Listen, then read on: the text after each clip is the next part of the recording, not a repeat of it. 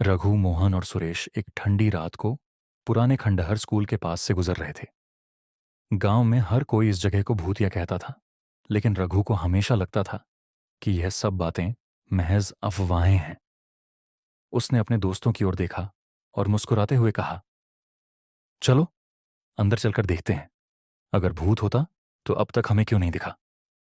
मोहन ने घबराते हुए कहा, यार, लोग कहते हैं कि जिसने भी अंदर जाने की कोशिश की वो कभी वापस नहीं आया।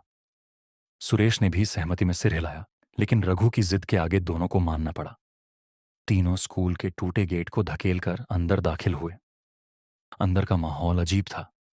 हर कदम पर लगता था कि कोई उन्हें देख रहा है। कमरे के एक कोने में एक पुरानी मेज पर एक मोटी किताब रखी थी।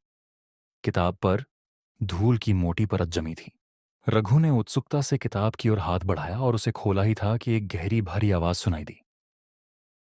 तुम लोग कौन हो? तीनों ने घबराकर चारों ओर देखा। सामने एक अधेड़ उम्र का आदमी खड़ा था, जिसकी आंखें किसी बुझी हुई आग की तरह चमक रही थीं। उसके चेहरे पर झुर्रियों की गहरी लकीरें थीं।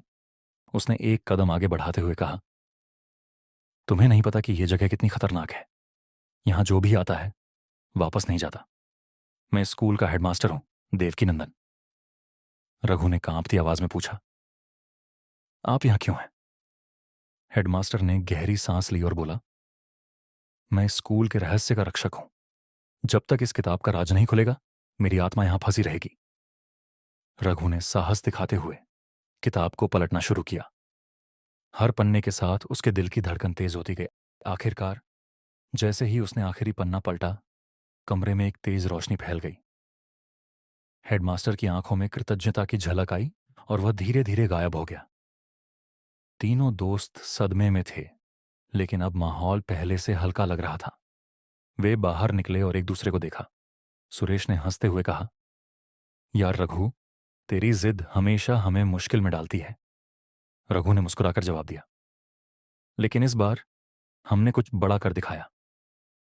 उस रात के बाद से खंडहर स्कूल बस एक पुरानी इमारत बनकर रह गया।